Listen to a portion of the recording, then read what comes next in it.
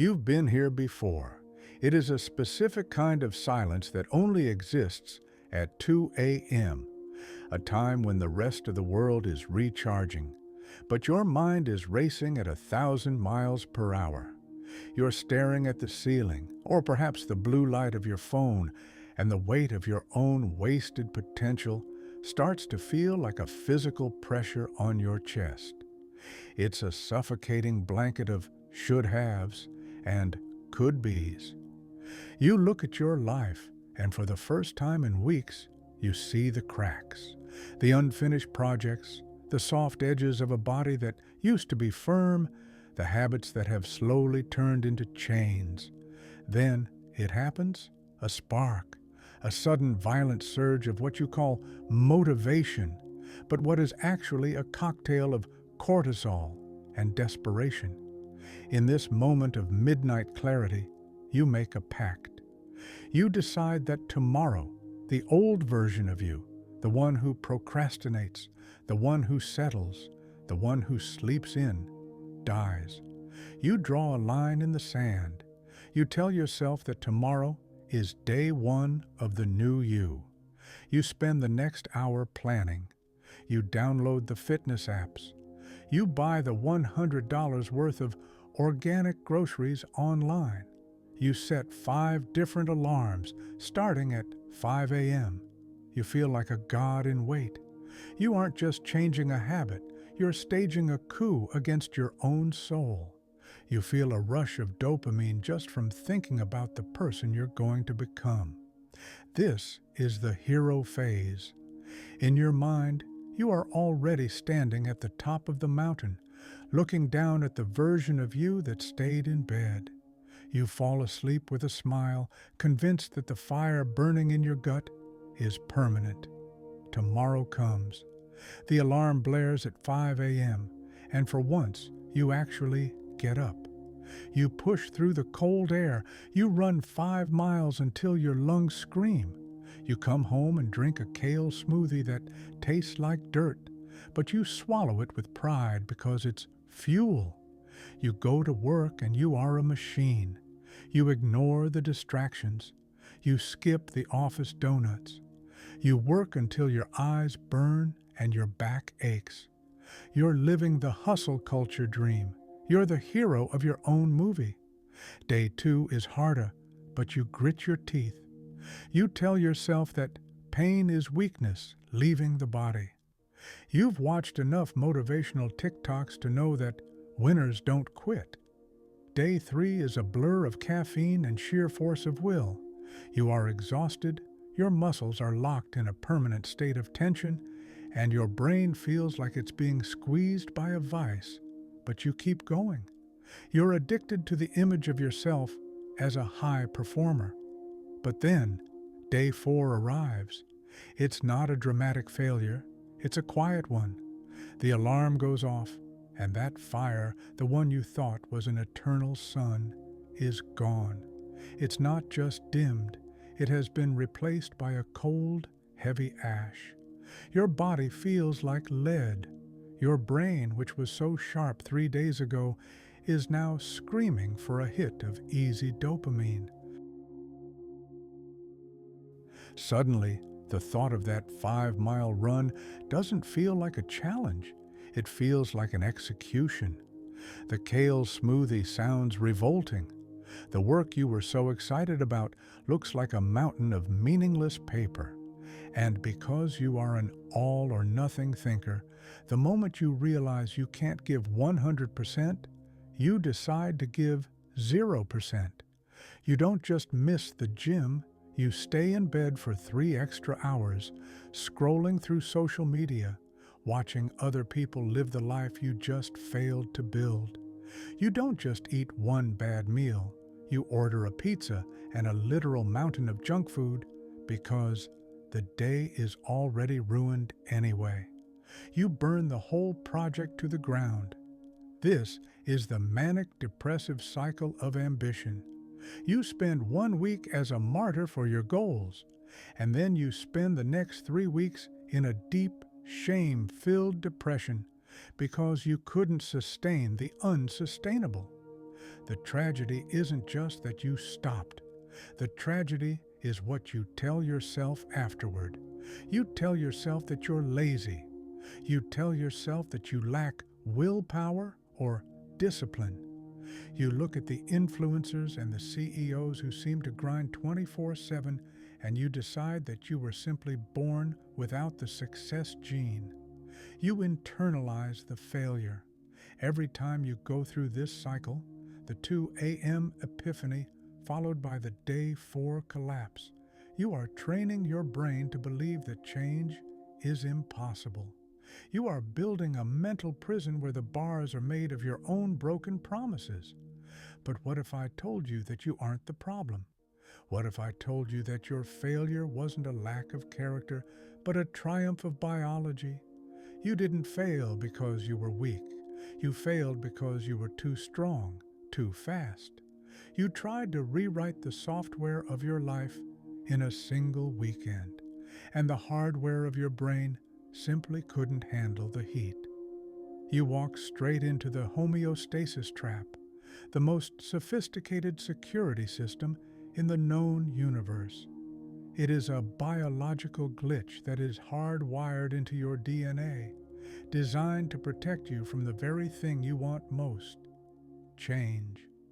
If you don't understand how this glitch works, you will spend the rest of your life starting over. You will be a professional beginner, forever stuck in the loop of the 2 a.m. hero and the day 4 ghost.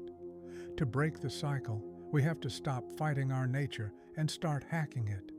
We have to look at why the brain views your self-improvement as a literal threat to your survival. Welcome to the glitch. Chapter 2. The Homeostasis Trap. To understand why you keep failing, you have to stop looking at your life through the lens of morality and start looking at it through the lens of biology. We like to think of ourselves as conscious, rational beings, captains of our own ships, but beneath the surface of your willpower lies a primitive operating system that hasn't been updated in 50,000 years. This system doesn't care about your New Year's resolutions. It doesn't care about your dream of becoming a 6-figure entrepreneur or having 6-pack abs. It has only one singular obsessive goal: survival. And in the world of biology, survival is synonymous with one word: homeostasis. Homeostasis is the biological baseline. It is the state of steady internal physical and chemical conditions maintained by living systems. It is why your body sweats when you're hot and shivers when you're cold. It is why your heart rate stabilizes after a sprint. It is the thermostat of your existence. Your brain is constantly monitoring every variable: your glucose levels, your oxygen, your temperature, and even your energy expenditure, to ensure that you stay within a very narrow safety zone. To your brain, the safety zone isn't necessarily what is good for you. It is simply what is known. If you have spent the last 3 years sitting on a couch, eating processed food, and scrolling through your phone until 1 a.m., your brain has categorized that behavior as safe. It thinks, we are alive, we have enough calories, we aren't being eaten by a predator. Therefore, this current state is the optimal state for survival. You might hate your life, you might feel sluggish and depressed, but your primitive brain sees that couch as a fortress of security. Now, think about what happens when you decide to change your life. When you suddenly wake up at 5 a.m. and force your body into a freezing shower, followed by a high-intensity workout and a radical change in diet. You aren't just self-improving. In the eyes of your amygdala, the brain's ancient alarm center, you are creating a crisis. You have shattered the baseline. You have sent a massive shock to the system. You are expending energy you usually save. You are experiencing physical pain you usually avoid. You are entering environments that are unfamiliar. Your amygdala doesn't see a new you, it sees a threat. It thinks you are in a state of emergency. It thinks you are being hunted or that your environment has become hostile. And so the security system kicks in. This is the homeostasis trap. The trap doesn't hit you with a physical wall, it hits you with chemistry. Your brain begins to flood your system with signals designed to force you back to the baseline. It starts small, a lingering sense of fatigue, a subtle craving for sugar, a whisper of, maybe we can do this tomorrow. But if you keep pushing, if you try to sustain that manic motivation from chapter 1, the brain turns up the volume. It triggers the fear response. The amygdala begins to register your new, healthy habits as a source of stress. This is why, on day 4, the gym doesn't just feel like effort, it feels like danger. You feel a deep, visceral resistance. Your brain begins to rationalize failure with incredible sophistication. It tells you that you're overtraining. It tells you that you need to listen to your body. It creates a sense of dread every time you think about your new routine. This is the biological glitch. The faster you change, the faster your brain tries to pull you back. Imagine a rubber band. If you pull it gently, it stretches. But if you grab it and yank it as hard as you can, it creates a massive amount of tension. Eventually, one of two things happens. The band snaps, or it flies out of your hand and snaps back to its original shape with violent force. This is exactly what happens to your psyche. When you try to hustle your way into a new life, you are yanking the rubber band of your biology. The snapback is the day 4 burnout. The depression that follows isn't just a mood, it's a biological hangover. It's your body forcing you into a low-energy state to recover from the emergency of your self-improvement. We have been sold a lie by the self-help industry. We are told that change requires massive action. We are told that if we don't go all in, we are settling for mediocrity. But massive action is the very thing that triggers the amygdala. Massive action is the alarm bell that tells your brain to fight you. This is the central paradox of the human condition. We want to grow, but we are evolved to stay the same. We crave the peak, but our bodies are designed for the valley. Most people spend their entire lives fighting this battle with brute force. They try to willpower their way through the homeostasis trap. They think that if they just try harder, if they just watch one more motivational video, they can outrun their own biology. But you cannot outrun your nervous system. You cannot win a war against your own brain, because your brain has control over the chemicals that dictate how you feel. It will always win in a head-to-head confrontation. If you want to change, you have to stop being a warrior and start being a spy. You have to learn how to move so slowly, so quietly, and so incrementally that the amygdala never even realizes you're changing. You have to learn how to bypass the security system entirely. You have to learn the art of low-impact evolution. In the 1950s, a group of Japanese engineers faced a similar problem. Their economy was in ruins. Their factories were inefficient. They didn't have the resources for massive action. They couldn't afford to rebuild everything from scratch. So, they developed a philosophy that allowed them to transform their entire industry without ever triggering a crisis. They called it Kaizen. They realized that the secret to permanent radical transformation wasn't a giant leap, but 1,000 tiny, invisible steps.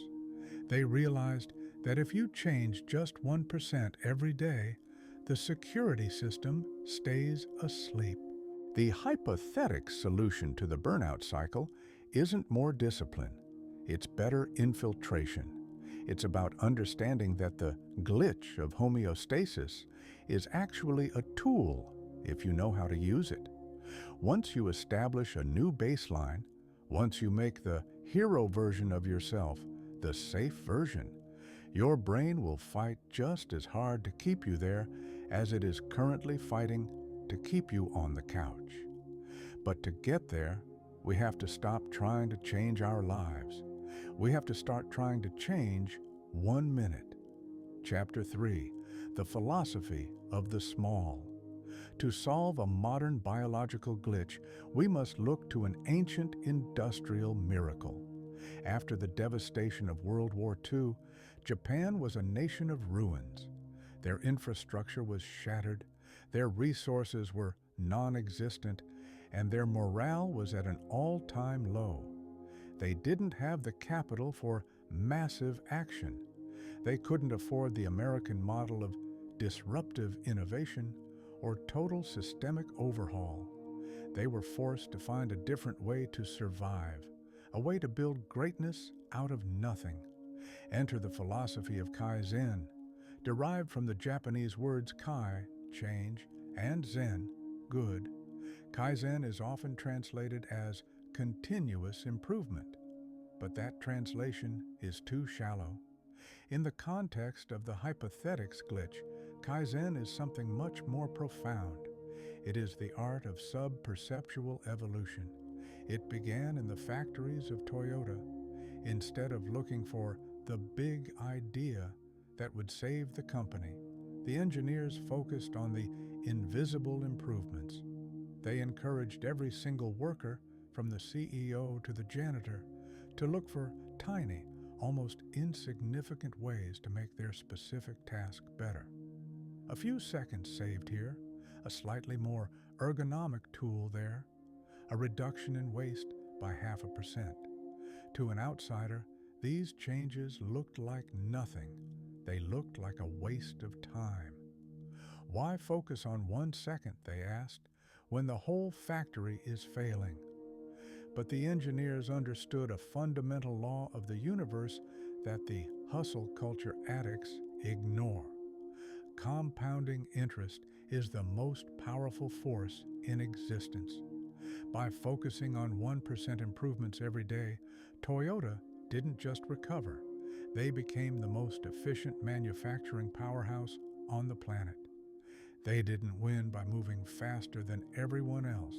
They won by never having to stop. They bypassed the industrial version of the Homeostasis Trap by making change so small that the system never felt threatened. This is the philosophy of the small, and it is the direct antidote to the all-or-nothing thinking that is currently ruining your life. In our modern world, we are obsessed with the quantum leap. We want the transformation montage. We want to go from the couch to a marathon in 12 weeks. We want to go from broke to a millionaire in a year. We are addicted to the Big Bang theory of self-improvement, but the Big Bang creates a massive amount of heat and noise. And as we learned in Chapter 2, heat and noise are exactly what trigger your brain's security alarm. Kaizen is the opposite of the Big Bang. It is a slow burn. When you apply Kaizen to the human soul, you stop looking for the heroic effort and start looking for the effortless step. You realize that the reason you burn out is that you're trying to lift a weight that your psychological muscles aren't ready for. If you haven't exercised in years, your willpower is essentially atrophied. Trying to go to the gym for 2 hours is like trying to bench press 400 pounds on your first day. You might be able to shake and strain and lift it once through sheer panic, but you will tear every muscle in your body in the process. The Kaizen approach says, lift the paperclip. If you want to start a gym routine, don't go to the gym. Don't even put on your shoes. The Kaizen step might be simply standing in your living room and doing just one push-up, Or perhaps it's just putting on your gym clothes and then taking them off immediately. Your hustle culture brain will scream at this. It will call it pathetic. It will say, "One push-up won't change anything. You're wasting your time." This is where you must be smarter than your ego. Your ego wants the hero narrative. It wants the glory of the struggle. But your ego is the one that leads you into the burnout cycle. The one push-up isn't designed to build your chest. It is designed to hack your amygdala. By making the task pathetically small, you bypass the fear response. Your brain looks at one push-up and thinks, "That's not a threat. That doesn't require energy. That doesn't change our safety baseline. Fine, go ahead." The security system stays asleep. The alarm never goes off. You have successfully performed a change without triggering homeostasis.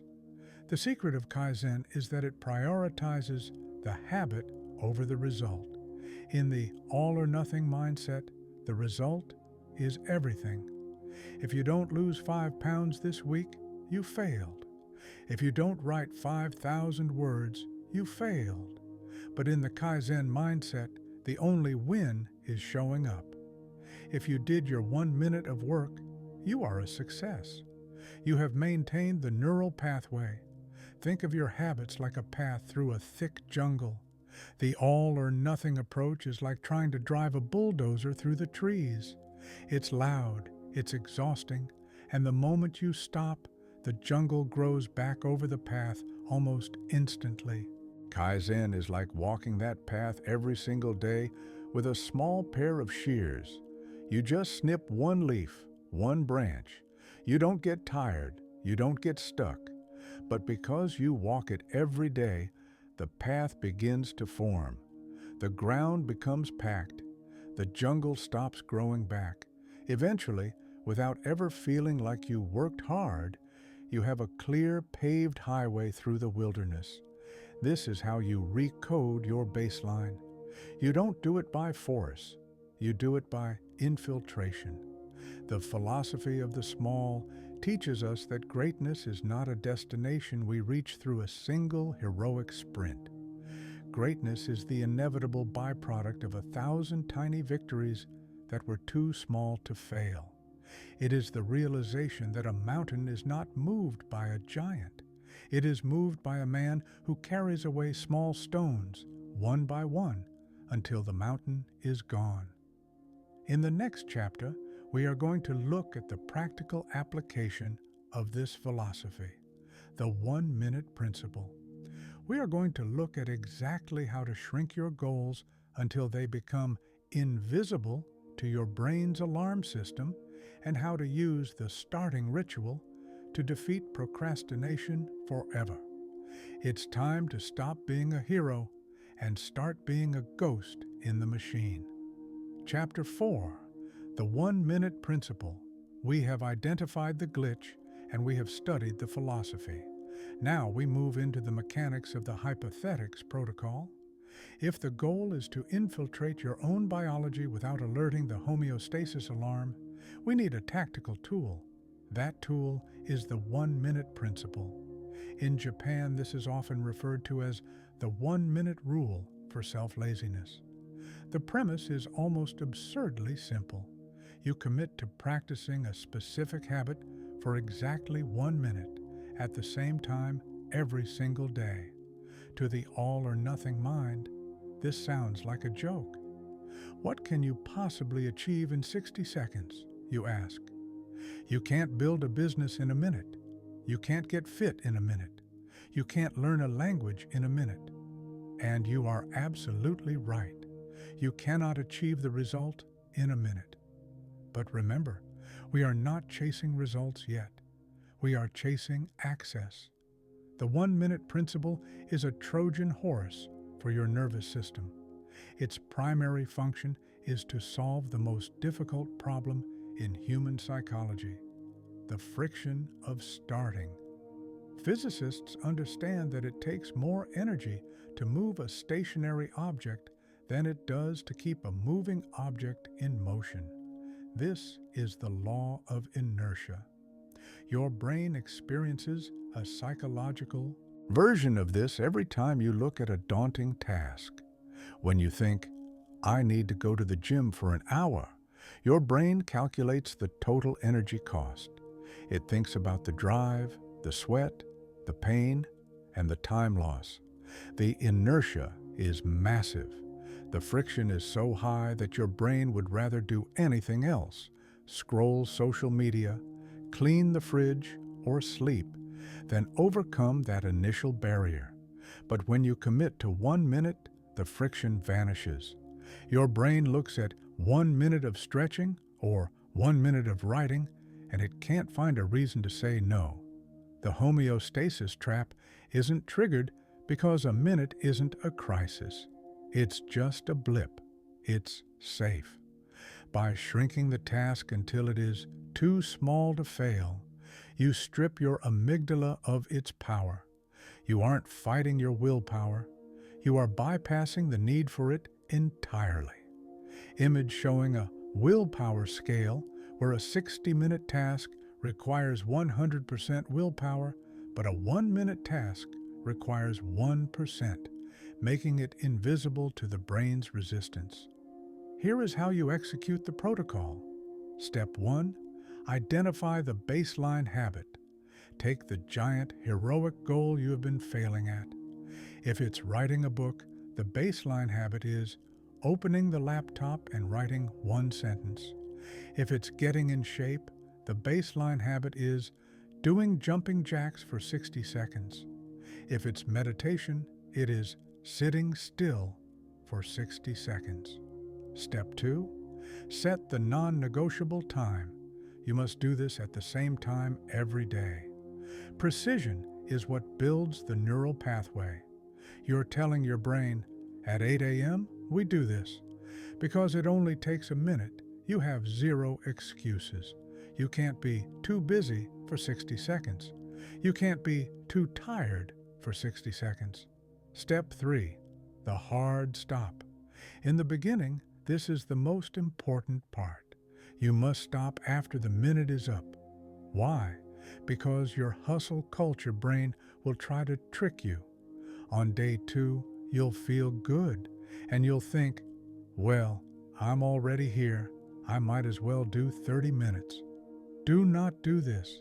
If you jump to 30 minutes, you have just alerted the security system. You have moved from infiltration back to massive action. Your brain will remember the 30 minutes of effort, and tomorrow it will bring back the resistance. By forcing yourself to stop after 1 minute, you leave your brain wanting more. You create a positive feedback loop where the habit feels easy, successful, and unthreatening.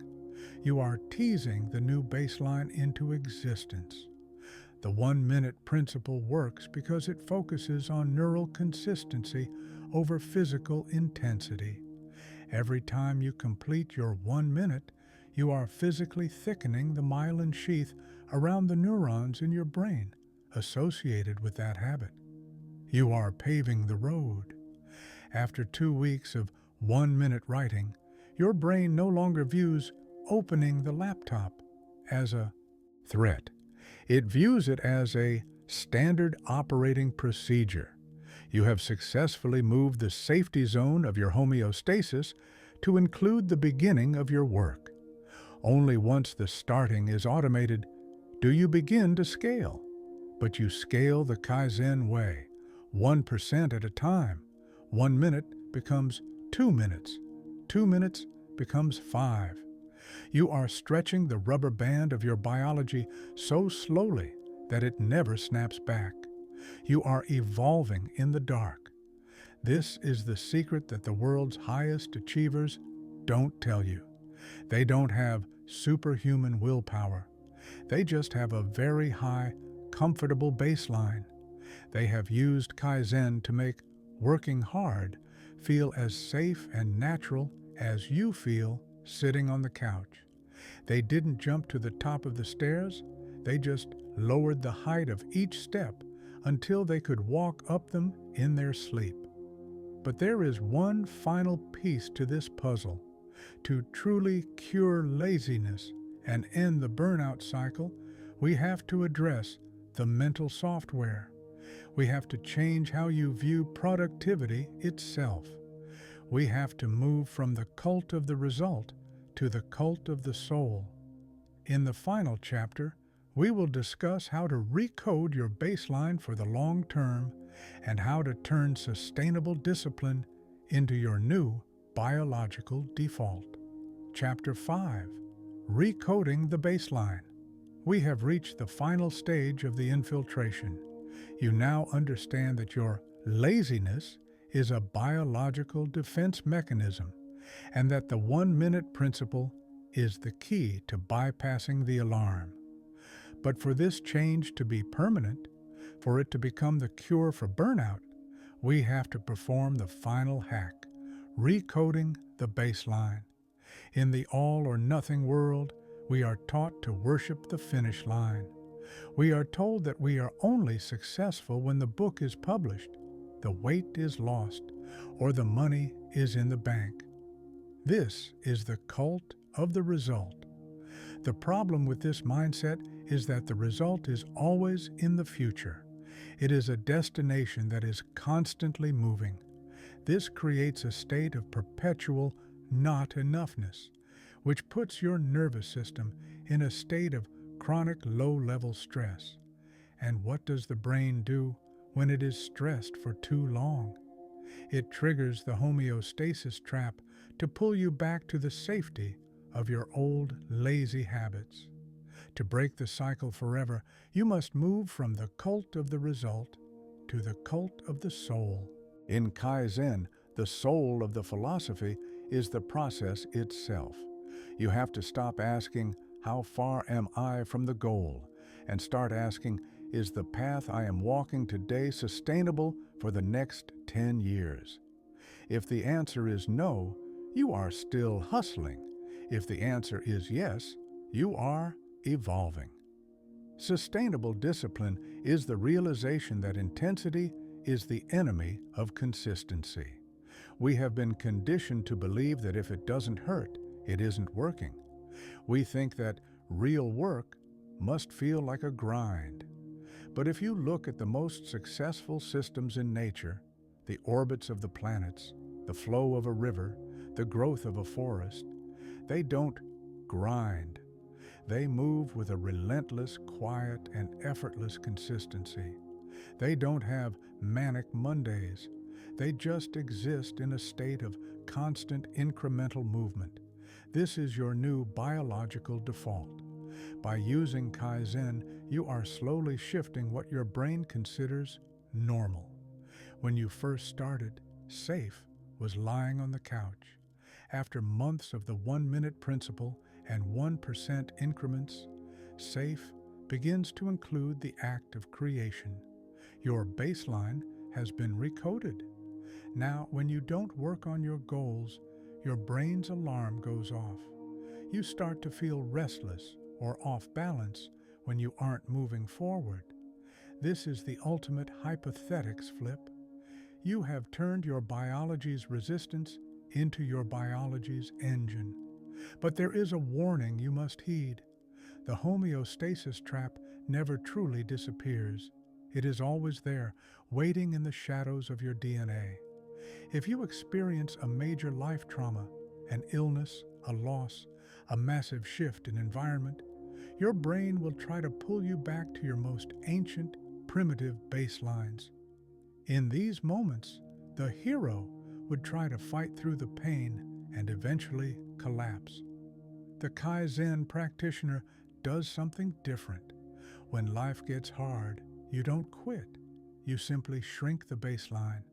If you usually work out for an hour, but you're overwhelmed and exhausted, you don't skip the day. You go back to the 1-minute principle.